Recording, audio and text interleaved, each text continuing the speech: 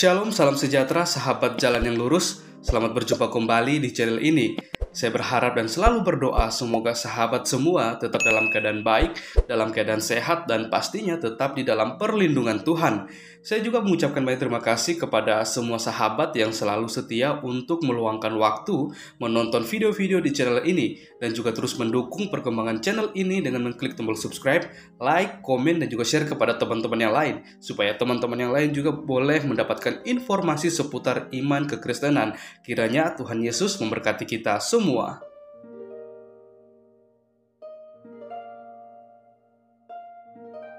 Saudaraku yang diberkati dan dikasihi oleh Tuhan kita Yesus Kristus, di kesempatan kali ini kembali lagi kita mau bersama-sama melihat serta menyaksikan suatu diskusi atau debat yang dimana lagi-lagi di dalamnya pastinya ada Ustadz Suma. Dan dimana lawan debat Ustadz Suma hari ini yaitu Pak Pendeta Joshua Teu. Kita akan melihat bagaimana keberlangsungan diskusi atau debat yang sangat menarik, yang dimana debat kali ini membuat Ustadz Suma seperti orang yang terlihat kalem, dalam artian tidak seperti biasanya ketika berdebat atau berdiskusi dengan apologet Kristen yang lainnya selalu berkoar-koar, berteriak, menghujat dan lain-lain. Tapi kali ini dia terlihat tidak seperti dirinya seperti itu. Apa mungkin karena Pak Pendeta ini satu suku atau satu tempat dengan Ustadz Suma atau bagaimana ya? Tapi kita akan melihat bagaimana mereka akan berdiskusi lagi-lagi pastinya berkaitan dengan iman kekristenan, karena ya memang hanya itulah yang bisa tapi yang bisa diikuti oleh Ustadz Suma, berdebat membahas tentang kekristenan. Maka dari itu tanpa berlama-lama, mari langsung saja kita simak videonya dari awal hingga akhir, dan kiranya Tuhan Yesus memberkati kita semua.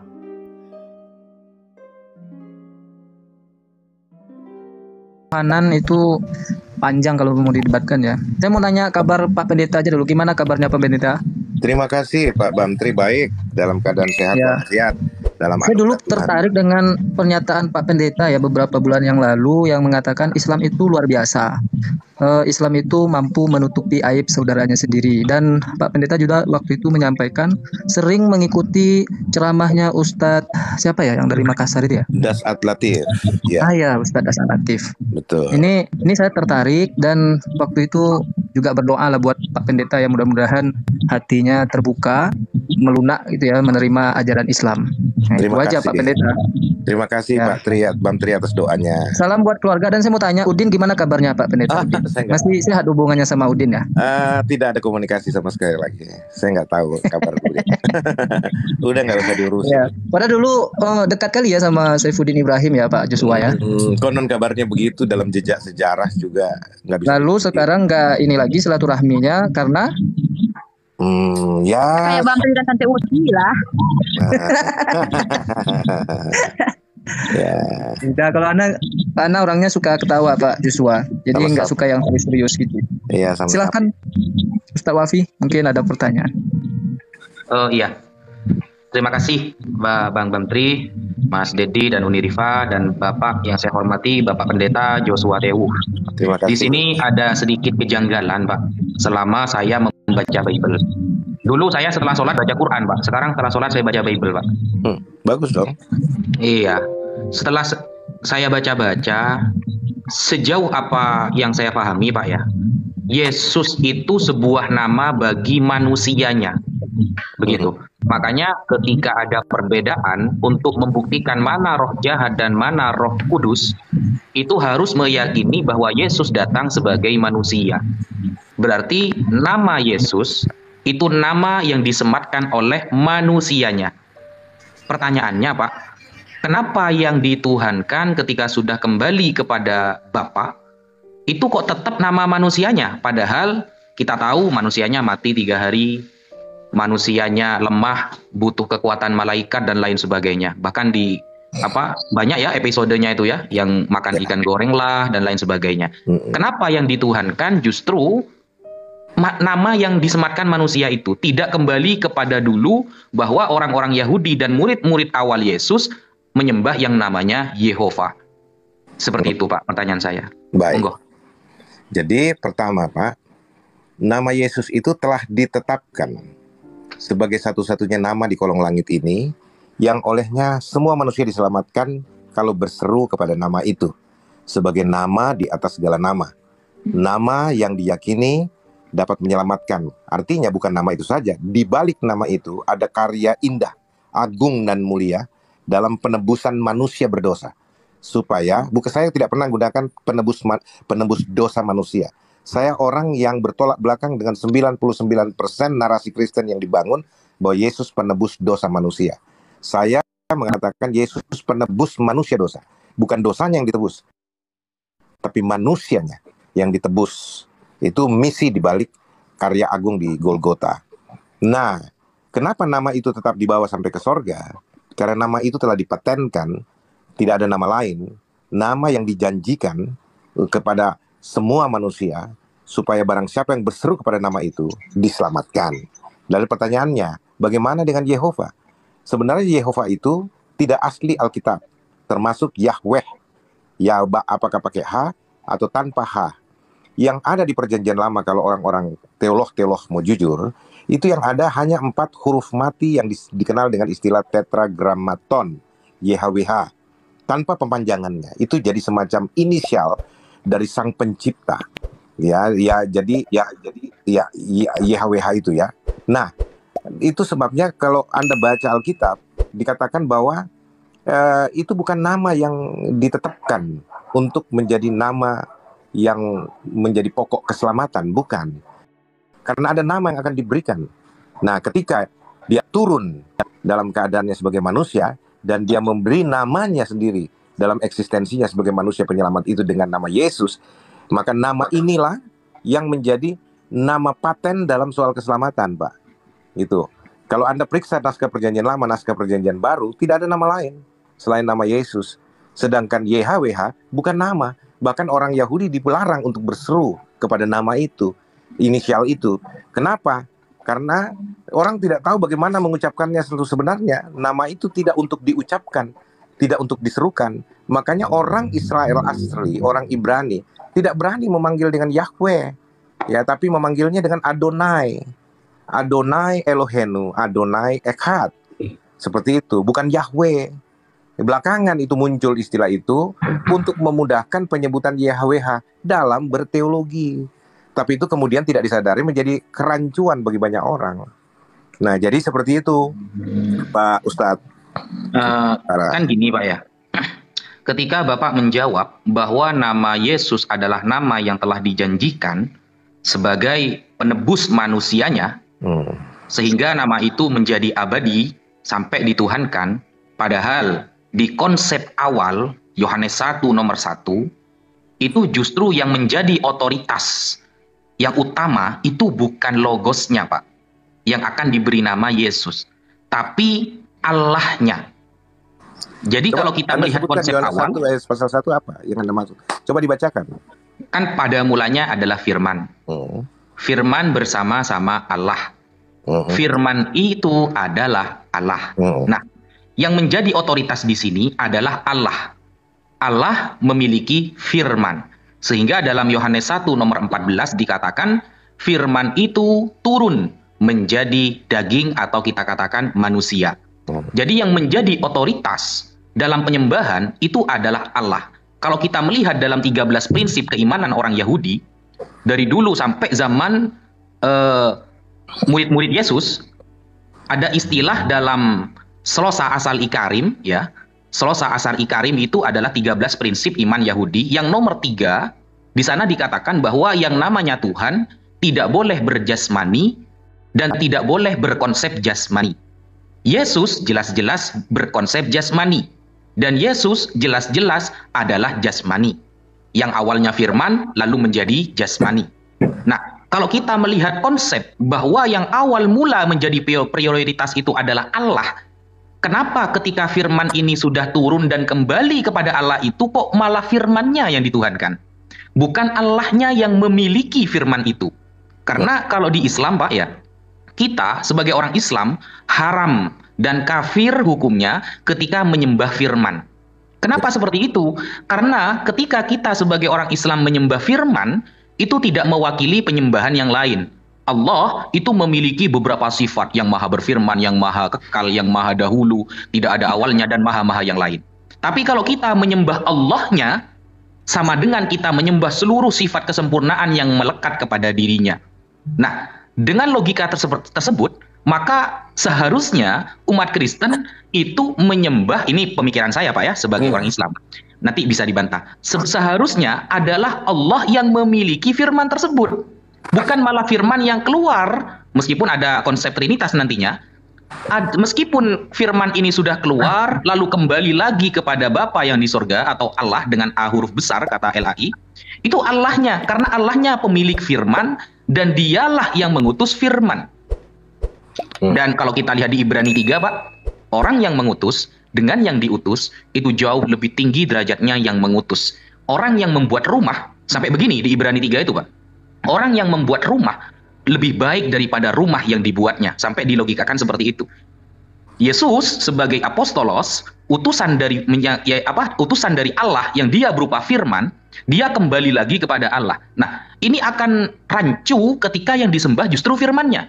Karena yang namanya Tuhan itu memiliki beberapa sifat kesempurnaan yang semuanya milik Allah itu. Oke. Gitu kira-kira Pak, lanjut. Ini yang saya bilang, kesalahpahaman global, termasuk kesalahpahaman Anda di dalam menguraikan siapa Yesus. Karena begini Ustadz yang terhormat, bahwa itu yang Anda sebutkan, firman yang jadi daging, firman yang keluar dari, itu frame dari kaum Trinitarian dengan konsep Tritunggalnya yang tidak Alkitabiah. Karena kami yang percaya bahwa Tuhan itu Esa, Elohim itu Esa, dalam bahasa Arabnya Allah itu Esa, itu tidak seperti konsep teologis yang Anda uraikan berdasarkan frame teologi Trinitarian. Bukan Pak, tidak seperti itu. Menerangkan hal ini harus dibahas secara keseluruhan rencana penyelamatan manusia, dan eksistensi dari sang penyelamat yang tidak lain dan tidak bukan adalah sang kehidupan itu, sumber keberadaan, sang pencipta seru sekalian alam, gitu. Nah, dalam pemahaman Alkitabiahnya Pak Ustadz, firman yang jadi manusia itu berbicara skema yang tidak terputuskan dari janji sejak manusia pertama Adam dan Hawa jatuh dalam dosa. Allah telah menjanjikan juru selamat yang akan datang, gitu loh. Yang Yesaya nubuatkan yang tidak lain dan tidak bukan adalah Dia sendiri yang akan datang dalam rupa manusia, manusia terurap yang disebut dengan Mesias di Perjanjian Lama, dan di Perjanjian Baru adalah Kristus, istilah Kristus. Dua istilah berbeda dengan satu figur, satu misi yang sama, ya artinya penyelamat.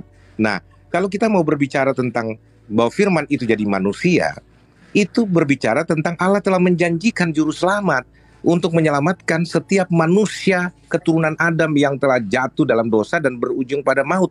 Karena upah dosa adalah maut, gitu loh. Nah, sehingga ketika firman itu jadi manusia, bukan berarti ada pribadi kedua turun, atau kemudian ada sublimasi yang keluar dari sang Bapa lalu menjadi manusia, terpisah dari sang Bapa dan sebagainya. Itu konsep teologi Tritunggal yang triteistik. Kalau saya mau katakan, kalau saudara-saudara saya orang Tritunggal tidak terima, saya katakan bahwa Tritunggal itu berbasis triteistik, ya mereka sebenarnya harus kembali kepada skenario yang dikatakan Tuhan telah menggenapi janjinya.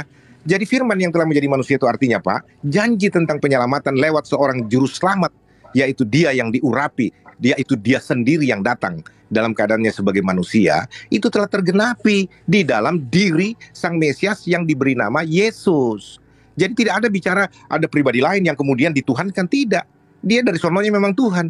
Dia Tuhan yang menyatakan dirinya dalam rupa manusia. Gitu Pak Ustadz. Oke, lanjut Bang Zuma. Oke, saya mau sapa dulu. Assalamualaikum warahmatullahi wabarakatuh Bang Zuma. Waalaikumsalam warahmatullahi wabarakatuh. Ya. Saya mau beli obat dulu. Ya. Oke. Semangat malam silakan. Pak Pendeta Joshua Tewu. Selamat malam Pak Zuma. Akhirnya kita jumpa di sini Pak. Iya, mestinya di Makassar kita makan coto sama-sama. Itu misalnya aku bilang. Iya, mungkin karena faktor kita nanya faktor sibuk itu. Iya. Oke, apa kota Bos? Iya. Tapi ini Pak Pendeta ya, inilah bagusnya kalau orang yang berilmu yang kemudian tampil di permukaan memberikan pencerahan kepada anak bangsa gitu ya, supaya kita semua itu bisa berdialog dengan baik, mendudukkan perkara kebenaran dua agama ini. Amin. Untuk menghindarkan adanya hujat menghujat antar anak bangsa kan gitu. Yes, oke. Ya. Jadi begini Pak Pendeta, terkait dengan Islam Kristen kan gitu ya. Kalau di Islam yang kami pahami, kami mengenal sosok Nabi yang bernama Nabi Isa alaihissalam, yang mungkin Pak Pendeta tidak imani, melainkan mengimani Yesus. Di dalam Al-Quran gini Pak Pendeta, diterangkan bahwasanya wa inna la ilmu lis-sa'ah wala tamtarunna biha wattabi'un hadza siratul mustaqim. Al-Quran kemudian mensuplai pengetahuan kepada kami umat Islam bahwa sesungguhnya manusia bernama Isa itu benar-benar menjadi pertanda tentang hari kiamat. Karena itu janganlah ragu-ragu tentang kiamat itu dan ikutilah aku. Inilah jalan yang lurus. Nah, yang kami pahami secara garis besar, Nabi Isa alaihissalam datang kepada Bani Israel, kemudian Nabi Isa alaihissalam itu ditolak, lalu kemudian ingin dibunuh, lalu Allah menyelamatkan beliau, diangkat ke langit. Nah, kondisi ini kemudian, ini pandangan saya sebagai seorang muslim, kondisi ini kemudian dimanfaatkan oleh ahli kitab orang Farisi untuk menjajakan sebuah konsep kepada Romawi dan Yunani, di mana konsep itu Nabi yang tadi melakukan mujizat ini kemudian diajarkan sebagai dewa yang datang dalam rupa manusia. Nah, yang ingin saya sampaikan di depan Pak Pendeta ini, tolong disikapi, diluruskan ketika pemahaman saya ini keliru. Baik, Pak. Saya ingin mengatakan bahwa antara Yesus, Isa, itu tidak ada hubungannya dengan Kristen sama sekali dalam hal pengajaran. Kenapa saya mengatakan demikian? Sebab di dalam kitab yang Pak Pendeta pegang, Matius 24 nomor 27 misalnya, sebab sama seperti kilat memancar dari sebelah timur dan melontarkan cahayanya sampai ke barat, demikian pula kelak kedatangan anak manusia. Yang saya pahami, anak manusia di sini adalah Yesus yang datang untuk yang kedua kalinya. Artinya bahwa ketika matahari itu terbit, cahaya itu bersinar atau kilat itu kemudian memancarkan cahaya dari timur ke barat, maka seluruh makhluk yang hidup, dalam hal ini manusia, akan melihat dan mengetahui dan tersadarkan itu bahwa oh, utusan Tuhan Sang Mesias Yesus yang kami sebut Isa alaihissalam sudah datang untuk yang kedua kalinya, sehingga dunia ini kemudian menjadi terkesima dengan kejadian itu. Karena ini adalah pertanda sesuai dengan Al-Quran, pertanda akan datangnya hari kiamat, maka manusia seluruhnya akan tersadarkan dengan adanya cahaya yang terlihat dari timur sampai barat ini. Tapi yang terjadi kemudian adalah yang disampaikan kepada kita dari teman-teman Kristen, tapi kami hargai itu adalah iman. Datangnya Yesus ke padang pasir pada saat ada ahli kitab bernama Paulus, orang Farisi, yang dia sendiri dengan orang-orang yang ada sekelilingnya yang melihat Yesus datang. Padahal kedatangan yang kedua itu belum. Nanti setelah cahaya itu bersinar dari timur ke barat. Yang kedua kali menurut Al-Quranul Karim. Tapi ternyata ketika Yesus mengatakan, berpesan, jangan kau mendengarkan, jangan kau mendekati, jangan kau percaya ketika ada orang yang berkata ada Mesias di sini, ada Mesias di sana. Jangan kau percaya, kata Yesus. Tapi ternyata penilaian saya, pengakuan Paulus mengaku bertemu Yesus, siapakah engkau Tuhan, akulah Yesus yang kau aniaya, itu di luar konsep yang diajarkan oleh sosok Nabi yang datang kepada Bani Israel. Ajaran yang ditambah-tambahkan menurut saya sehingga melahirkan konsep Kristen. Ini pandangan saya Pak Pendeta. Karena Anda orang berilmu, tentu memahami hal yang saya sampaikan. Saya mohon untuk dicerahkan, khususnya kepada saya yang mungkin salah dalam menilai itu. Silakan.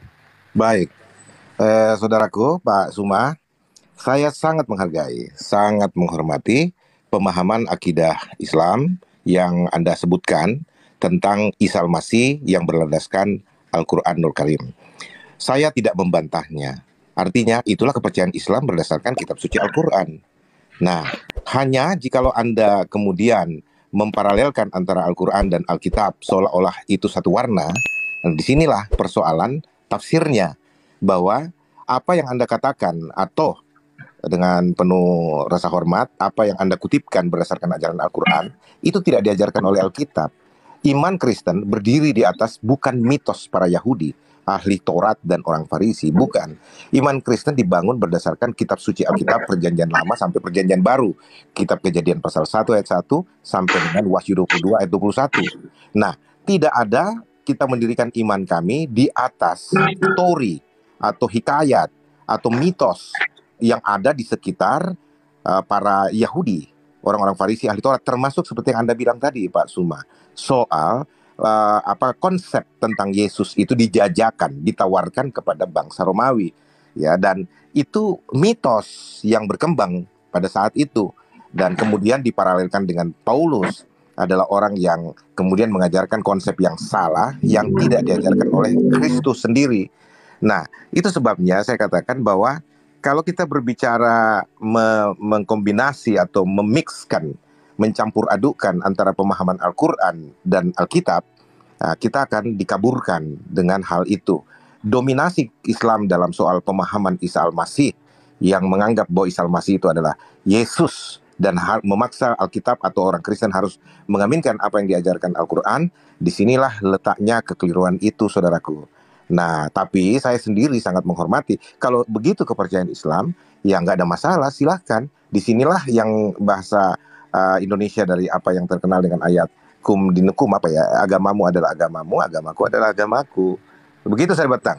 Sederhana saja. Iya, baik. Sebelum kita lanjut, saya ingin tahu dari Pak Pendeta, apa nggak keberatan kita dialog kayak begini, Pak? Enggak, saya nggak keberatan sama sekali. Artinya, asal dialog itu dengan motif untuk mencari pengetahuan yang benar atau untuk mengkonfirmasi. Kayak Bapak bilang, itu kan saya sangat hormati, sangat hargai Pak Suma. Ketika Anda bilang, kalau pemahaman saya salah, tolong diluruskan. Itu kan sportivitas yang patut dijunjung tinggi, patut dihargai. Makanya ketika Anda berbicara seperti ini, saya sangat menghormati, saya sangat memberikan apresiasi dan semua teman-teman yang lain. Saya justru kadang-kala bicara begini, maaf ya, tidak meremehkan saudara-saudari saya seiman. Kadang-kala saya merasa nikmat berdialog dengan saudara-saudara Islam seperti ini dibandingkan saudara-saudara Kristen yang bagi saya kadang-kala saya malu sendiri juga kalau mereka berdialog, berdiskusi tapi kemudian emosional, anarkis, dan kemudian ketika kalah dalam pertarungan doktrin, teologi misalkan, seperti Anda ketahui, saya banyak berseberangan dengan banyak orang Kristen masalah keesaan dan trinitarian ini. Ya, kemudian mereka tidak mampu mengalahkan saya secara argumentatif teologis, mereka menyerang pribadi, personal, membangun gosip, fitnah, dan lain sebagainya, pembunuhan karakter. Itu yang saya katakan amat sangat disesalkan. Sedangkan orang-orang Islam seperti Pak Suma dan yang lain-lain, ketika saya alami berdialog seperti ini, Uni Rifa, bahkan 7 orang teman saudara-saudara saya Muslim datang, kami bisa bersilaturahmi, kami bisa bersantap malam bersama dengan riang. Bukan berarti kita tidak mendiskusikan agama, iman, perbedaan, bahkan saling ajak-mengajak. Misalkan Uni Rifa suka bercanda, ini kesempatannya kayaknya Pak Yosua ucapkan 2 kalimat syahadat. Lalu saya bilang, oke, kita gantian, kamu terima Yesus, saya bimbing ya. Dan tidak ada masalah, kita saling mengakrabkan diri tanpa perlu emosional, marah, anarkisme, atau maki-maki dan sebagainya. Makanya saya katakan, Pak, saya betul-betul menikmati diskusi-diskusi seperti ini, Pak Suma. Silakan Pak Suma. Baik Pak, makasih, alhamdulillah. Jadi sekedar diketahui oleh umat Islam dan juga teman-teman Kristen yang sempat melihat live kita ini, saya dengan Pak Pendeta dalam hal ini murni ya berdialog. Saya sengaja membawa Al-Quranul Karim supaya saya tidak melepaskan pandangan saya terhadap Kristen berdasarkan kitab suci yang saya imani gitu. Nah, kembali Pak, di dalam Al-Quranul Karim, ini kan Al-Quran ibaratnya kalau kita menganalogikan Indonesia, maka Al-Quran ini adalah reformasi dalam pandangan saya sebagai orang yang sedikit belajar gitu. Kemudian Kristen itu adalah Orde Baru dan Yahudi itu adalah Orde Lama kan gitu. Artinya kapasitas dari pandangan cakrawala keislaman saya itu bisa merujuk kepada 2 pandangan sudut pandang golongan tadi. Nah, Al-Quran kemudian menceritakan seperti ini. A'udzubillahi minasyaitonirrajim. Bismillahirrahmanirrahim. Walamma ja'ahum kitabun min indillah musaddiqan lima ma'akum wa kanu min qablu yastaftihun 'alal ladina kafaru falamma ja'ahum ma arafu kafaru bi lalu kemudian fala'natullah 'alal kafirin. Dan setelah datang kepada mereka Al-Quran dari Allah yang membenarkan apa yang ada pada mereka. Jadi Al-Quran membenarkan tentang adanya sebuah pemahaman atau wahyu yang diterima oleh kaum terdahulu. Padahal sebelumnya mereka biasa memohon kedatangan Nabi untuk mendapatkan kemenangan atas orang-orang kufur. Maka setelah datang kepada mereka apa yang telah mereka ketahui, mereka lalu mengingkarinya. Maka laknat Allah atas orang-orang yang ingkar terhadap itu.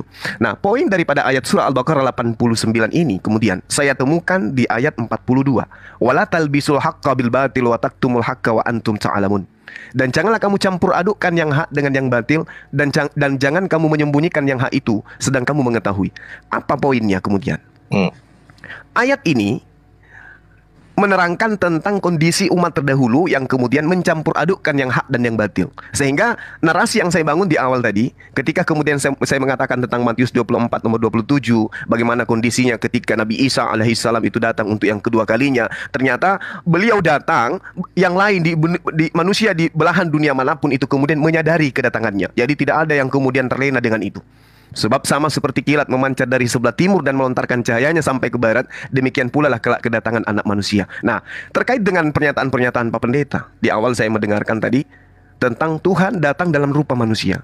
Nah, inilah yang saya katakan, mohon maaf yang sedalam-dalam, inilah yang saya katakan bahwasanya adanya pertentangan keyakinan antara oknum yang kami sebut Nabi Isa alaihissalam, atau boleh saya setarakan sebagai Yesus dalam hal penyampai firman dan penerima firman, itu ketika datang kepada Bani Israel, sama sekali dia tidak pernah mengatakan dirinya seperti yang diimani oleh teman Kristen. Apakah Kristen itu salah? Menurut pandangan saya, Kristen itu tidak salah. Tapi dalam hal ini, konsep ini dihasilkan dari paradigma yang kemudian dijajakan kepada orang Romawi dan Yunani pada saat itu, dan hari ini teman-teman Kristen adalah korban. Itu pandangan saya. Sekali lagi, saya mohon maaf. Saya tahu ini salah menurut pandangan Pak Pendeta. Ini salah pasti. Tetapi izinkan saya untuk mengurai bahwasanya Kekristenan ini yang kemudian disebut di Antioquia pertama kali adalah sebuah karya yang dibangun oleh ahli kitab, orang-orang Farisi, kemudian yang menyeberangi lautan dan menjelajahi daratan untuk mentobatkan orang-orang non-Yahudi masuk ke dalam agama yang kemudian dibuat oleh ahli kitab. Sebagaimana yang diterangkan dalam Matius 23 nomor 15 itu. Karena Yesus acap kali begini, Pak. Saya belajar gitu loh. Belajar bertahun saya mencari di mana titik celah membebaskan teman-teman Kristen dari apa yang kemudian Yesus sangkakan kepada ahli kitab. Saya mencari di mana saya bisa meloloskan ini dalam perspektif pandangan saya sendiri, bukan golongan ataupun kelompok. Saya melihat bahwa Yesus itu acap kali di dalam kitabnya teman Kristen meminta pengikutnya untuk waspada, waspada, waspada, waspada, waspada. Dan kisi-kisi kewaspadaan itu merujuk kepada orang ahli kitab. Sedangkan Kristen dihasilkan dari akar yang berakar dari ahli kitab. Lalu kemudian saya selalu mencoba untuk menyambung-nyambungkan antara konsep yang Yesus ajarkan kepada ahli kitab dengan ajaran Kristen hari ini. Tapi sama sekali saya tidak menemukan adanya korelasi itu, Pak. Yang ada pertentangan. Contoh nih, ketika Yesus mengatakan lebih mudah langit dan bumi itu lenyap daripada setitik dari hukum Taurat itu dibatalkan. Kristen kemudian dengan kasihnya, dengan agamanya yang baik, itu lahir dari sebuah pemahaman bahwasanya dengan matinya Yesus di atas tiang salib, maka dia telah membatalkan hukum Taurat bersama dengan segala ketetapan yang ada di dalamnya. Akal saya nggak bisa terima itu, Pak. Ketika Yesus mengatakan tidak setitik pun dihilangkan sebelum bumi dan langit ini lenyap, kemudian muncul agama yang mengatakan semuanya itu lenyap hanya dengan propaganda tentara-tentara Romawi. Ya, silakan. Sorry, silakan. Saya nggak lupa poin-poinnya, Pak Suma. Jadi begini, Ustadz. Jadi narasi yang Anda bangun berdasarkan perspektif Islami yang Anda yakini, itu sebenarnya kalau kami katakan tadi, itu hak Anda untuk membangunnya, membangun narasi seperti itu. Tapi di dalam kultur Kristen pun, bahkan sejak awal tidak seperti itu. Kekristenan tidak dibangun atas propaganda atau hasil kinerja menjajakan konsep yang keliru terhadap Romawi dan kemudian jadi Kristen. Tidak seperti itu. Karena kekristenan itu dibangun berdasarkan nubuatan bahwa ada umat baru yang akan dibangun oleh Sang Mesias. Dalam kitab Yeremia itu dikatakan. Jadi kekristenan itu lahir dari penggenapan nubuatan itu juga, pengikut Kristus. Dan kami tidak pernah mengklaim kekristenan itu sebagai agama. Hanya dia mengadaptasi di setiap negara yang punya aturan hukum yang berbeda. Bagi saya pribadi, kekristenan adalah soal relationship, hubungan pribadi antara Sang Pencipta dengan umat manusia yang telah jatuh ke dalam dosa lewat Kristus Yesus dengan karya penebusannya yang diajarkan oleh Alkitab, bukan hasil propaganda para ahli Taurat dan orang-orang Farisi, Pak Zuma. Dan ini tidak sama sekali sesuatu yang Anda campur adukan antara kutipan-kutipan ayat yang saya aminkan. Kalau kutipan ayatnya saya aminkan, tapi ketika Anda bangun narasi dari kutipan itu yang salah, Pak Zuma. Tidak seperti itu. Termasuk misalkan ya, bahwa kitab Taurat, hukum Taurat itu dibatalkan di Kolose 2:15 yang Anda maksud itu oleh kematian Kristus, dan itu tidak masuk di akal Anda. Karena saya bisa pahami, karena Anda tidak memahami dalam konteks holistik, keseluruhan karya penebusan, bahkan mulai dari janji penebusan itu sampai penggenapannya. Nah, kenapa hukum Taurat dibatalkan? Hukum Taurat itu dikatakan sebagai pengawal sampai yang benar itu datang, sampai iman itu datang, gitu loh. Nah, sekarang misalkan begini, Pak Suma, saya mau gambarkan, analogikan itu begini.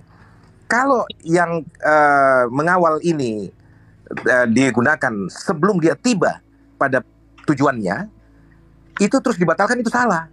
Tapi kalau misalkan yang mengawal ini sudah sampai kepada tujuannya, dia setelah menyelesaikan tugasnya dan tidak perlu lagi melanjutkan kawalan itu karena dia sudah sampai, gitu loh. Nah, Taurat mengawal sampai kepada iman, sampai kepada Yesus datang. Nah, Yesuslah penyempurna seluruh tuntutan hukum Taurat, Pak Zuma.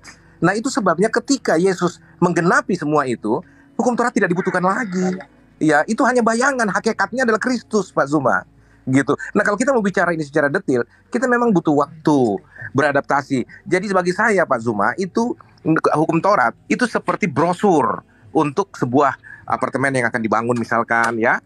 Brosurnya dikasih tahu ini sekian begini. Makanya seluruh hukum Taurat itu dengan tradisi simbolik, ibadah simbolik Israel itu kayak brosur bahwa Mesias yang akan digambarkan itu harus dijaga janji itu dengan ibadah-ibadah simbolik. Nah, ketika brosur tentang apartemen itu diedarkan, apartemen itu belum ada. Ketika apartemen itu sudah selesai dan menyerahkan kunci, brosurnya nggak dibutuhkan lagi, nggak perlu dilanjutin lagi, Pak Zuma. Gitu loh, kita tinggal masuk dan menikmati apartemen itu. Kira-kira seperti itu analoginya, Pak. Oke, baik. Sekali lagi saya minta maaf yang sedalam-dalamnya ya Pak Pendeta. Ini pandangan saya sebagai seorang Muslim ya Pak ya. No problem. Bukan, alhamdulillah, Masya Allah. Jadi gini, sangat menarik dengan paparan dari Bapak gitu ya. Tapi beda pendapat itu adalah hal yang wajar kurasa. Nah, pandangan kami sebagai seorang Muslim ya, sekali lagi sebagai seorang Muslim, lalu kemudian keterbukaan agama Kristen itu untuk dipelajari, lalu kemudian amanat agung untuk memberitakan Injil kepada siapapun. Lalu kemudian instruksi dari Al-Quran kepada saya untuk belajar gitu, membawa saya pada kondisi di mana saya belajar tentang Bible. Meski dalam pembelajaran itu kemudian ternyata menurut sudut pandang teman-teman Kristen, saya salah, saya keliru, saya kemudian tidak sesuai dengan Alkitabiah menurut pemahaman. Itu wajar itu, karena saya bukan seorang Kristen. Yeah. Tapi izinkan saya berpendapat di dalam hasil penemuan pelajaran saya ini, proses belajar mengajar saya yang saya alami. Yeah. Nah, ketika kemudian dalam pandangan Islam ada yang dikatakan persaksian, kesaksian iman, kesaksian tentang Tuhan, kesaksian diri sebagai hamba Tuhan, kesaksian diri sebagai utusan Tuhan. Itu juga saya temukan di dalam kitabnya Pak Pendeta, Yohanes 17 nomor 3. Nah, ini masih ada uraian rangkaiannya dengan uraian kita tadi. Inilah hidup yang kekal itu, yaitu bahwa mereka mengenal Engkau satu-satunya Allah yang benar, dan mengenal Yesus Kristus yang Engkau utus. Ini adalah cerminan Taurat, kesempurnaan Taurat. Ada yang mengutus, ada yang diutus. Nah, lalu kemudian kalau saya mendefinisikan ini, memaknai ini dengan narasi keislaman saya, di situ sangat jelas dikatakan tidak ada Tuhan selain daripada Allah, Yesus utusan Allah. Kalau kemudian saya mempersesikan syahadatain-nya, la ilaha illallah Isa Rasulullah. Pandangan saya sebagai manusia biasa nih yang memiliki akal, ketika saya bertanya pada diri saya, apakah makna dari ayat ini di situ adalah 3 menjadi 1, atau 1 menjadi 3, atau 1 kemudian tetap 1, tetapi pada prinsipnya dia menjadi 3. Nah, inilah yang kemudian yang masih berputar-putar di kepala saya. Yeah. Sedangkan dalam poin ini, hidup kekal itu mendudukkan pribadi Yesus dalam cakupannya dia sebagai manusia, sebagai utusan. Poinnya adalah dia mengakui orang-orang Yahudi ketika ingin hidup kekal, dia kudu wajib hukumnya mendudukkan perkara ini dengan serius, bahwa Yesus itu hanya sekedar utusan Tuhan. Nah, saya dibingungkan dengan adanya kitab Yesaya 63 nomor 9 yang mengatakan bukan utusan, bukan duta. Sedangkan Yesus mengatakan dirinya adalah utusan. Lahir kemudian Kristen saudara saya yang mengatakan bahwa Yesus yang utusan itu adalah Sang Tuhan itu sendiri. Nah, disinilah saya menemukan sebuah dilema pada diri saya yang kemudian justru akan semakin menguatkan iman saya. Dan saya semakin cinta kepada Yesus. Gitu loh, gitu loh Pak Pendeta. Iya, menarik. Oke, silakan Pak Zuma. Ya, karena pembahasan seperti ini kan memang sebenarnya memicu keinginan tahu kita lebih dalam satu dengan yang lain untuk belajar. Cuman yang saya mau katakan kepada Pak Zuma bahwa kalau Anda mengatakan bahwa itu membingungkan dan tidak pernah ada narasi yang mengatakan Yesus harus disembah, misalkan contohnya ya, dia hanyalah seorang utusan. Dalam kapasitas tertentu termasuk pengakuan atau syahadat Anda bahwa Allah itu yang wajib disembah sedangkan Yesus adalah utusannya, itu nggak salah dalam konteks tertentu gitu. Tapi kalau kita mau bicara kembali kepada Grand Master atau semacam masterpiece dari rencana penyelamatan itu yang dijanjikan oleh Allah sendiri, yang mana dia sendiri yang akan datang, dan itu bukan ajaran ahli kitab, itu nubuatan yang sudah dilakukan. Dan perjanjian baru bukan Paulus yang mengajarkan itu pertama, tapi murid-murid Yesus ya, yang salah satunya Thomas yang menunjukkan dengan sikap verbalnya, dengan perbuatannya, sujud menyembah dan mengaku bahwa Yesus Tuhan, Yesus Allah, dan Yesus tidak pernah menolak penyembahan apapun terhadap dirinya, walau dia masih dalam kapasitas manusia saat itu. Ya, karena apa? Memang dia Tuhan, dia Allah yang tengah dalam keadaan sebagai manusia dalam misi penyelamatan yang tidak mungkin dia lakukan kalau dia dalam keadaannya atau eksistensinya sebagai Allahu Akbar, Allah yang maha besar, Allah yang maha perkasa itu. Tidak mungkin, karena siapa yang dapat bertemu dengan Tuhan muka dengan muka kalau dia tidak dihanguskan? Dia lebih panas dari matahari berbanding berapa juta kali misalkan. Dia lebih dingin dari es, dia pencipta seru sekalian alam. Sehingga untuk penyelamatan manusia, dia perlu menjadi manusia. Dan itu konsep yang Alkitab sendiri bangun dan dia sendiri yang mengatakan hal itu. Nah, kalau kita tanya, kenapa Allah bisa jadi manusia? Apa yang tidak bisa Allah lakukan, Bang Suma? Segala sesuatu tidak ada yang mustahil, termasuk dalam konsep penyelamatan yang dia prakarsai sendiri. Konsep penyelamatan itu bukan manusia yang memprakarsai, bukan Yesus secara terpisah dari Allah, tapi Allah sendiri yang memprakarsai, menginisiasi bagaimana menyelamatkan manusia yang telah jatuh dalam dosa, karena dia tidak menginginkan kematian orang berdosa, melainkan pertobatannya agar mereka kembali ke jalan rencana yang telah ditetapkan supaya mereka diselamatkan. Nah, Allah membenci dosa, Yesus membenci dosa, tetapi mengasihi orang berdosa. Itu sudah prinsip baku dalam kekristenan, Pak Suma. Sehingga kita perlu melihat ini rancangan secara global. Tidak ada tubrukan. Dalam kapasitasnya dia sebagai manusia penyelamat seperti yang dinubuatkan, ada beberapa ayat di Alkitab yang mengatakan hal itu. Bahkan dalam 2 Timotius 3:16, 1 Timotius 3:16 itu, itu mengatakan bahwa dia telah menyatakan dirinya dalam rupa manusia. Dan penyembahan coba Pak Suma kalau belajar Alkitab sungguh-sungguh, adakah Yesus pernah menolak penyembahan kepada dia? Tidak ada, Pak. Dia menerima penyembahan itu karena memang dia Tuhan, dia Allah. Seperti itu contohnya. Jadi banyak hal yang perlu kita melihat di dalam perspektif kekristenan yang Alkitabiah secara murni, tidak dimix dengan perspektif Islami, Pak Suma. Tapi dengan demikian juga saya tetap menghormati, dan inilah kekayaan tafsir di ruang pencari ilmu, para pencari ilmu seperti Pak Suma dan teman-teman. Sehingga orang-orang dengan motif yang benar untuk mengkonfirmasi apa yang mereka punyai lewat pertanyaan-pertanyaan yang lahir, itu harus diapresiasi, apapun model pertanyaannya, gitu. Dan saya sangat senang karena punya pengalaman akhirnya berbicara dengan Pak Suma yang orang gambarkan kasar, brutal, dan sangat anarkis sebagai pengejek Kristen. Tapi saya alami dengan Pak Zuma nggak seperti itu. Orangnya santun, orangnya bijak. Kita cuma pernah clash informasi ketika di YouTube pernah mau direncanakan live, tapi kemudian setelah semua kesepakatan dengan Zulkifli kalau saya nggak salah, itu kemudian dibatalkan karena saya menginginkan Pak Zuma live on cam. Tapi Pak Zuma katanya nggak mau. Persoalannya cuma di situ. Lalu kemudian saya tidak lagi beredar-edar. Tapi ketika memang saya dalam kapasitas tidak bisa on cam dan tidak bisa memaksakan diri juga yang lain on cam, ya enggak masalah. Saya berbicara begini pun saya lihat bahwa ternyata teman-teman juga berbicara secara santun, menunjukkan bahwa Anda itu orang-orang Islam yang berpendidikan, punya ilmu, punya marwah yang layak diapresiasi, dan saya senang akan hal ini, Pak Suma. Baik, Pak. Mungkin Pak Pendeta masih ada waktu barangkali, atau ada kesibukan, atau masih bisa dialog sedikit, Pak? Pak, saya izin sebentar aja, saya akan balik. Mohon maaf karena mobil saya ternyata mengganggu, ada parkiran di depan.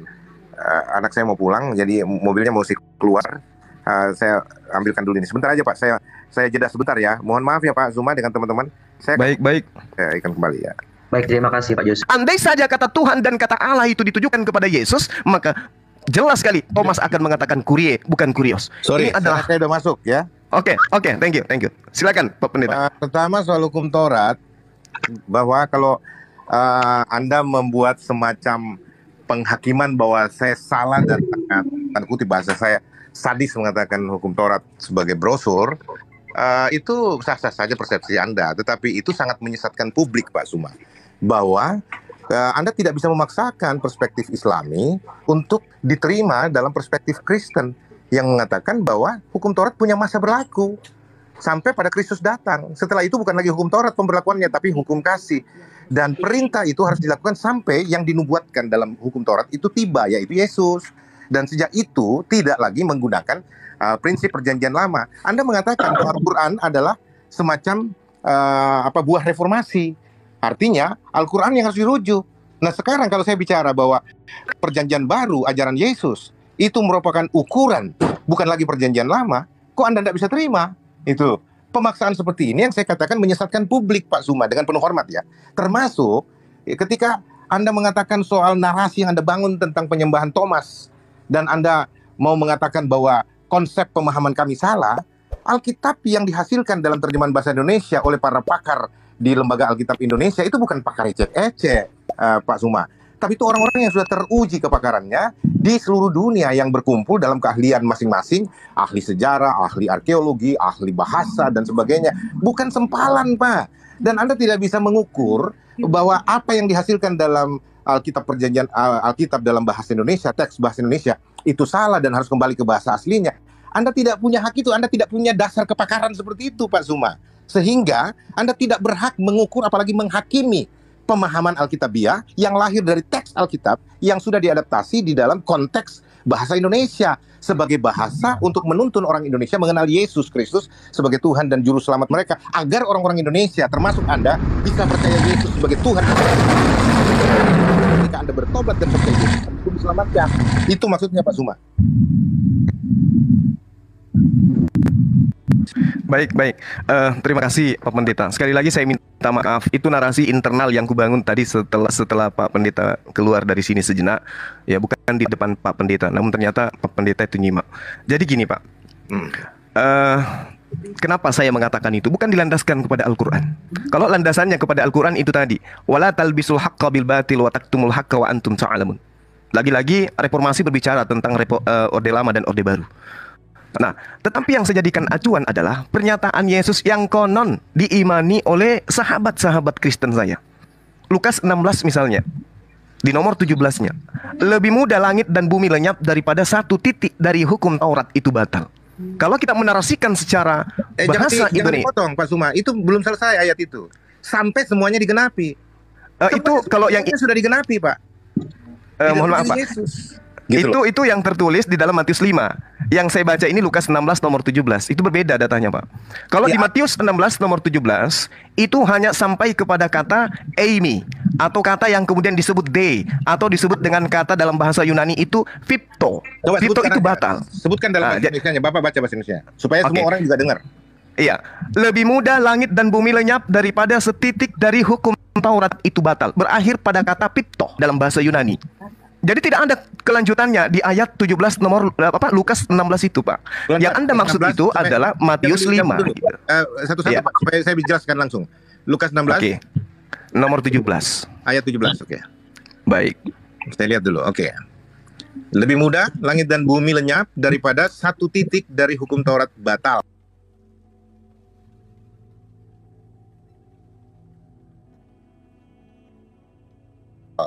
Oke, terus Matius 5 ayat 18 padanannya.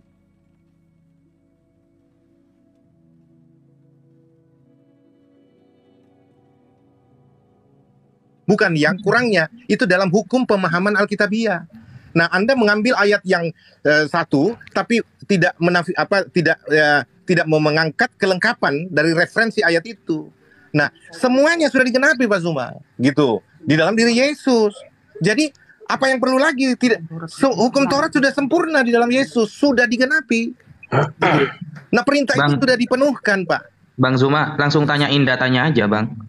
Pak Joshua. Datanya itu, Bang. Enggak, sampean tadi mengatakan kalau ada dua ayat berbeda, satu lengkap dan satu itu kurang, harus pakai yang lengkap itu datanya pakai apa gitu? Apakah ada ilmunya? 18 itu, Pak. Matius 5 ayat 18 itu, mulai dari ayat 17 itu kan tadi Bang Suma merujuk ke situ. Dan tapi tidak dibaca selengkapnya. Ayat yang bersamaan dengan itu harus diambil yang lengkapnya. Dikatakan sini, ayat 17 mengatakan, coba ya. Saya tanya ilmunya, Pak, bukan ayatnya. Kalau ayatnya kita mungkin lebih hafal gitu. Saya tanya ilmu untuk membandingkan ketika ada dua ayat, satunya lengkap, satunya kurang, harus dipilih yang lengkap. Itu validasi dari siapa gitu? Validasi dari hukum orang-orang Kristen memahami firman Tuhan. Gitu loh, Pak. Nah, Anda mau cari datanya apa? Data itu kalau bicara ada ayatnya apa enggak? Itu loh. Ini ayat kita tunjukkan. Gitu loh. Lanjut dulu, Bang Zuma. Setelah ini ambil ayat yang hanya sebagiannya, padahal ada ayat lain yang menerangkan itu, padanannya, itu tidak lengkap, Pak. Itu tidak fair namanya. Lanjut Tapi dulu itu kan Bang Zul. kita Setelah kutip. ini saya Tapi itu minta kita waktu. kutip. Kok bisa nggak lengkap gitu? Aneh juga gitu. Kok waktu ada- kanonisasi Bukan begitu kok Julius, bukan tidak lengkap. kenapa nggak disingkirkan saja? Kan karena ada kesempatan ini saat kanonisasi ada- untuk menyaring mana yang masuk. Oh tidak begitu cara berpikirnya. Karena apa? Injil Matius ditulis oleh orang berbeda, Injil Lukas ditulis orang berbeda dengan persepsi perspektif yang berbeda, tetapi muatannya, kontennya sama. Itu melengkapi, itu namanya menyempurnakan. Yang Tapi saat satu kanonisasi menerangkan yang lain. Setuju. Tapi waktu kanonisasi kan ada kesempatan Pak untuk menyaring Pak.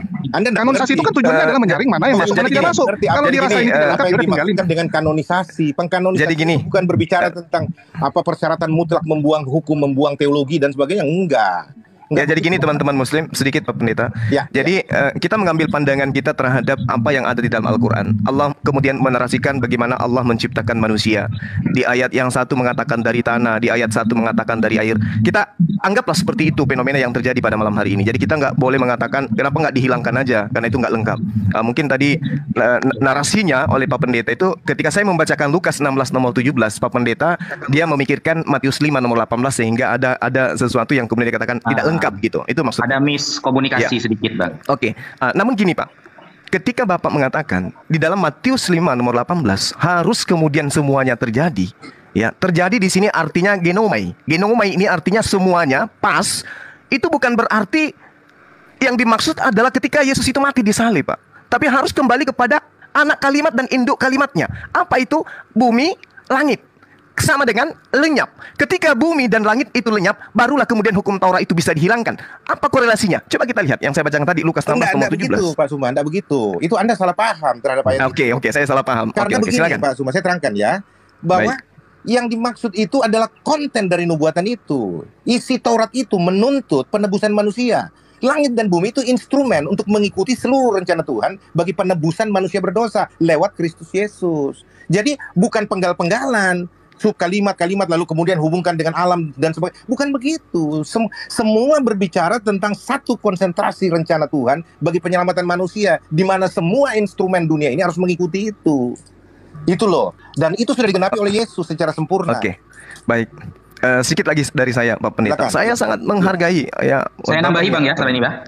Iya, saya sangat menghargai itu. Lagi-lagi saya mengatakan saya berdiri di sini hanya sebagai seorang Muslim, bukan sebagai seorang Kristiani yang kemudian menyelisih pendetanya, bukan. Jadi ketika ada pandangan yang berbeda itu wajar. Jangan menjadikan kemudian seperti saya dengan teman-teman Kristen lainnya itu nyahut-nyahutan oleh karena adanya tendensi saling ingin mengunggulkan argumentasi. Oh, tidak. Karena Bapak adalah seorang pendeta yang saya hormati.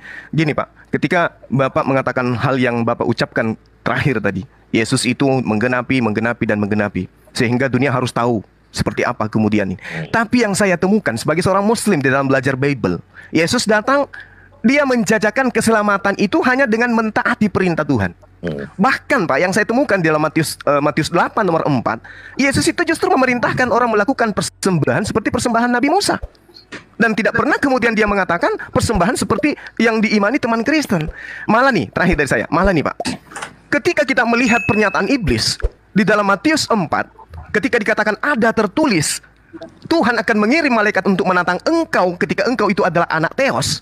Ya, ada tertulis bahwa dia akan menantang engkau di tangannya agar kakimu tidak terantuk kepada batu. Saya sebagai orang yang belajar, saya selidiki kitab Bapak dan memang ada tertulis. Tertulisnya di Mazmur 91 bahwa mengirim, menantang anak Tuhan di tangannya supaya kaki anak Tuhan ini tidak terantuk kepada batu. Betul iblis ini. Tapi ketika kemudian saya melihat di dalam Lukas 24 nomor 44 sampai nomor 46, ketika Yesus mengatakan ada tertulis di Mazmur,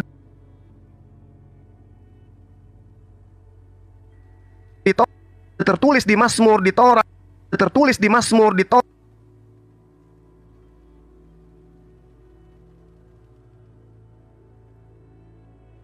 lalu kemudian dikatakan dalam kitab para nabi bahwa dia akan bangkit, dia akan mati dan bangkit pada hari ketiga di antara orang-orang mati. Saya cari bolak-balik Pak dari Kejadian sampai Wahyu, saya tidak menemukan itu tertulis. Artinya gini, iblis itu lebih akurat pemberitaannya daripada apa yang dikatakan oleh Yesus. Atau Lukas dalam memberi catatan ini tidak menemukan data itu di dalam kitabnya orang Yahudi, sehingga ada ketimpangan yang terjadi. Nah inilah makanya saya katakan ketika Bapak mengatakan kesempurnaan itu adalah ketika Yesus itu sudah disalibkan di atas tiang salib. Saya tidak menemukan poin-poin ini. kecuali dari iman Kristen yang harus saya hormati, yang saya harus junjung tinggi bahwa itu adalah konsep keyakinan, nggak boleh diganggu gugat. Tapi dialog itu harus tetap dibangun. Saya kira begitu Pak Pendeta dari saya. Lukas 24 nomor 44 sampai nomor 26 itu mungkin besok hari atau lusa atau tahun depan Pak Pendeta masih mau berdialog dengan saya. Sekiranya data itu sudah bisa disajikan, agar kiranya saya menggugurkan konsep yang saya imani, yang saya pahami tentang agama saudara-saudara saya. Demikian Pak, silakan. Baik, baik. Tenang Pak Pendeta ya. Sebentar. Saya di sini sepakat dengan apa yang disampaikan oleh Pak Pendeta tadi, bahwa Alkitab itu dibuat oleh para pakar. Betul, di Kristen itu banyak pakar. Misalnya Yusuf Manubulu itu pakar Bukan tipu-tipu. dibuat dalam pengertian apa ya? Itu diterjemahkan oleh berbagai pakar berdasarkan keilmuan mereka masing-masing. Bukan dibuat, beda lagi persepsi nanti kalau Oke, baik. Maka karena terlalu banyak pakar di dalam Kristen, makanya kitab-kitab Anda itu Pak banyak kontradiksi. Salah, Anda Ya, salah. ada kontradiksi yang Itu sederhana, premis yang berpikir biasa, ada Anda pula yang salah, serius. Pak. Premis berpikir Nah, Anda contoh salah. misalnya seperti ini ya. Tidak, Maaf Pak usah Pendeta. dilanjutkan karena sudah salah cara berpikir Anda. Bukan para pakar yang buat Alkitab, itu yang buat Alkitab Tuhan, bukan pakar. Nah, ini saya narasinya berdasarkan narasi Anda tadi. Loh, Pak. kok jadi Tidak Tuhan yang buat salah. Pak? Tapi kan saya sudah itu jelaskan kenapa Anda bukan bertahan dengan apa yang Anda nomisasi, salah Pak. pahami. Enggak, ini bukan narasi saya baru. jelaskan bahwa tidak begitu maksud saya. Anda tidak lagi boleh berpijak pada apa yang Anda salah tafsir. Itu tidak Oke, fair. terserahlah siapa. Enggak pakar ya. Berarti ditarik ya narasi pakar tadi itu ya. Tidak, saya tidak tarik. Penterjemahannya. Itu kita bicara Oke. bahwa Alkitab Oke, baik kita dalam ke bahasa terjemahannya, Indonesia Pak. diterjemahkan Kita ke oleh terjemahannya. berbagai pakar dari berbagai disiplin ilmunya yang Oke, berpadu baik. menghasilkan terjemahan Oke, yang mantap. dapat Saya kunci dipegang. jawabannya, Pak. Kunci. Saya kunci jawabannya. Ya, kita ke terjemahannya Pak ya. Saya katakan tadi dalam kitab Anda itu ada kontradiksi yang biasa sederhana sampai ke yang serius. Ini yang seriusnya ada Pak. Yang seriusnya misal Anda lihat di Ezra 2.5 dengan Nehemia 7.10. Dalam Ezra itu jumlah anak arah itu tertulis berapa? 775 orang. Tetapi sebentar. dalam Nehemia berapa? Dituliskan oleh penerjemah 652 orang. Ini kalau Anda tanya sebentar lompat sini, lompat sana, lari sini. Bukan, ini berdasarkan Ini- narasi Anda Pak. Ini tidak berbicara tentang dialog yang sehat. Kalau kita berbicara satu topik, kita selesaikan dulu. Baru kita lanjut ke topik yang berikutnya. Misalkan kayak Bang Suma, saya belum selesai menjawab, Anda sudah potong. Jadi seolah-olah apa yang dinarasikan Bang Suma itu benar semua. Enggak seperti itu, Enggak, Pak. saya membenarkan malah perkataan Anda. Bukan Bahwa penerjemah kitab Anda itu Saya harus berdasarkan para juga- pakar gitu. Saya harus menjelaskan dulu. Misalkan contoh Matius 8 ayat 4 itu. Lalu Yesus berkata kepadanya, ingatlah jangan engkau memberitahukan hal ini kepada siapapun, tetapi pergilah perlihatkan dirimu kepada imam dan persembahkanlah persembahan yang diperintahkan Musa sebagai bukti bagi mereka. Ini Bang Suma tarik secara linear apa yang harus diselesaikan dalam konteks hukum Taurat, lalu kemudian memaksakan orang-orang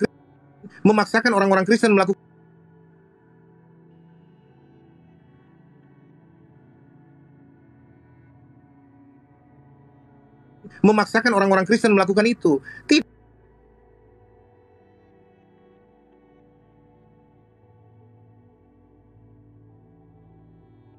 Itu tidak begitu cara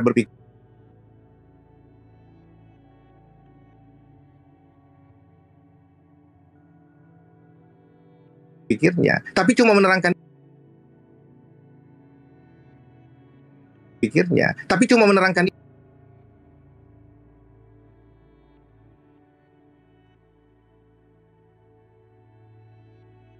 ini. Saya perlu menggali semua buktinya, menyodorkan kepada Anda, dan tidak cukup dengan dialog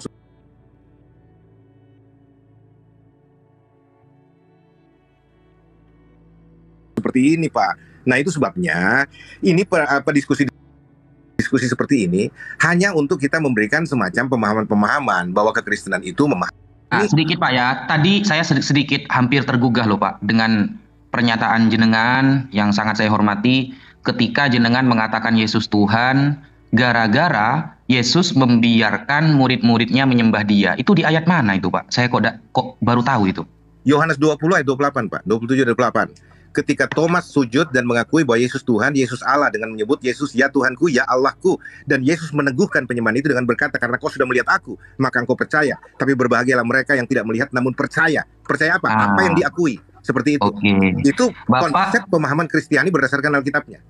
Oke, tidak apa-apa Pak. Itu sangat saya hormati jawaban jenengan Pak. Bapak Pendeta Jesua pernah baca original teksnya nggak Pak? Yunaninya? Saya mau kasih tahu, tidak ada gunanya Anda mau menyeret soal baca teks aslinya atau apanya semuanya. Karena semua bahasa Indonesia ini dalam terjemahan Alkitab itu bersumber dari bahasa asli yang sudah dikomunikasikan oleh para pakar bahasa di Lembaga Alkitab Indonesia yang kami percayai, yang sudah mewakili kontekstualisasi berpikir untuk orang-orang Indonesia bisa memahaminya. Konteksnya adalah bahwa orang bisa dibawa kepada pengenalan akan Tuhan secara baik dan benar, dan juru selamat tunggal selain Yesus tidak ada. Temanya itu. Kalau Anda perluas ke segala macam, itu nggak ada gunanya. Kalau Anda bilang begini, harus bahasa asli. Tidak semua orang Arab percaya Al-Quran. Padahal itu bahasa asli dari Al-Quran, dari bahasa Arab. Contohnya, orang Ibrani, bahasa perjanjian lama. Tidak semua orang Ibrani percaya Yesus, percaya Yahweh misalkan. Soalnya pun Yunani. Jadi tidak ada korelasinya pertanyaan Anda, Pak. Soalnya gini Pak, kalau kita sampai tidak tahu bahasa aslinya, meskipun sudah diterjemah para pakar, ini akan menyebabkan miskomunikasi Pak. Maksudnya miskomunikasi begini loh Pak. Miskomunikasi bagaimana Pak? Berarti Anda juga harus meragukan terjemahan Al-Quran. Bentar Pak ya, saya jelaskan ya. Begitu perkembangannya Pak. Ini Pak, kalau sampai di dalam Yohanes ya 20:28 itu dimaknai menyembah Yesus, berarti dalam Kejadian 23 nomor 7 di sini dikatakan begini Pak. Kemudian bangunlah Abraham lalu sujud kepada Bani Het. Nah, ini kalau kita lihat antara original teks Kejadian 23 nomor 7 dengan Yohanes 20:28 itu sama menggunakan kata dalam Yunani. Ini Pak ya, proskuneo. Proskuneo ini bukan menyembah menjadi dituhankan Pak. Tunggu dulu Pak. Itu enggak bisa tunggu dulu. Beda konteksnya Pak. Anda tunggu dulu. Iya, saya jelaskan dulu Pak ya. Anak Anda mau paksakan dengan anak manusia, itu enggak sama kata anak, tapi tidak bisa dikenakan dengan semua konteks. Lah, itu yang saya bilang gagal pahamnya Anda. Di dalam Yunani, kata sembah Yohanes dan Kejadian itu sama menggunakan proskuneo Pak. Ya. Nah, ini maknanya bukan penyembahan sebagai Tuhan Pak. Ini maknanya bersujud untuk penghormatan, karena kalau dimaknai penyembahan sebagai Tuhan, maka miskomunikasinya Abraham sedang menyembah Bani Het nanti Pak. Karena di sini sama-sama menggunakan original. Karena di sini sama-sama menggunakan original teks proskuneo. Original teks proskuneo Pak. Tidak bisa Anda linear seperti itu Pak. Tidak bisa Anda mengeneralisasi kata proskuneo untuk semua konteks. Bisa dengan berbagai macam konteks. Ada, monggo disodorkan Pak. Di mana saya harus buka bahwa Yunani proskuneo itu bisa bermakna sujud penghormatan sebagai Abraham kepada Bani Het, dan sujud bermakna penyembahan sebagai Tuhan. Di mana datanya itu Pak? Alkitab, datanya adalah Alkitab. Baca seluruh Alkitab supaya Anda paham dengan baik dan benar. Saya mohon maaf Pak, saya mau beli obat dulu Pak, lanjut. Saya sudah ditunggu Pak, mohon maaf karena ini berkembang. Saya tadi mau beli obat terus. Ini saya jual selompak nih, Bang. Ya, oke Pak Pendeta Josoteu.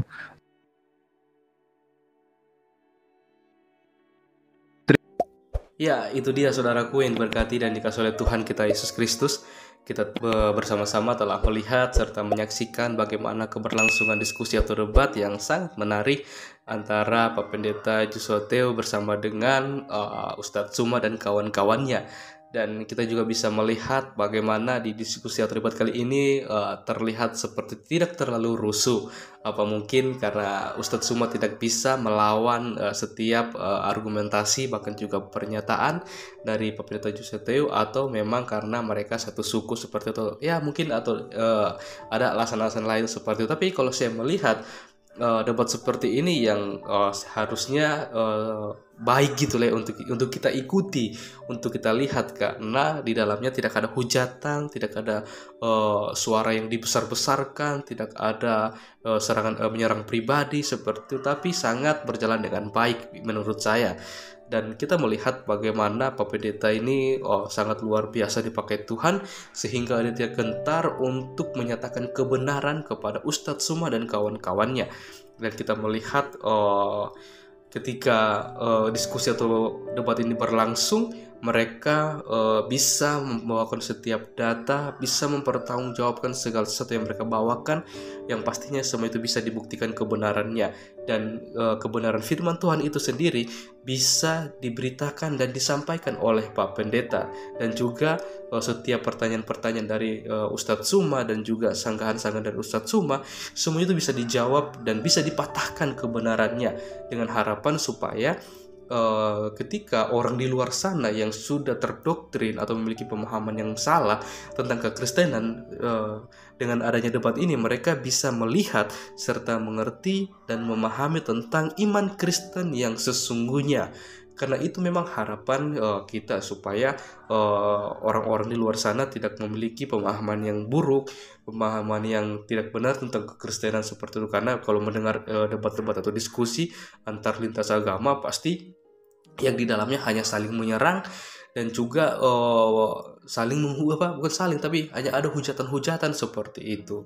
Ya, di kali ini ya saya pikir ini ya cukup baik ya, dan kita sendiri bisa memberikan penilaian terhadap setiap data yang dibawakan, dan juga kiranya melalui diskusi ini juga banyak orang yang boleh datang kepada Yesus, percaya kepada Yesus sebagai satu-satunya Tuhan dan Juru Selamat dalam kehidupan mereka. Dan kita berdoa untuk Pak Pendeta supaya dimanapun beliau berada, dia terus dipakai Tuhan secara luar biasa dalam pelayanan, dalam keluarga, dalam setiap aktivitas yang dikerjakannya. Kita juga berdoa untuk teman-teman yang ikut terlibat dalam diskusi atau debat dan juga yang menonton, supaya kita semua boleh dikuatkan iman kita dan mereka juga boleh melihat kebenaran serta keselamatan yang kekal, yang sejati, yang hanya ditemukan di dalam satu pribadi, yaitu Yesus Kristus, yang adalah Tuhan dan Juru Selamat bagi kehidupan manusia yang percaya kepadanya. Oke sahabatku, saudaraku, mungkin sekian video dari saya di hari ini. Sampai berjumpa di video-video saya selanjutnya, dan kiranya Tuhan Yesus memberkati kita semua.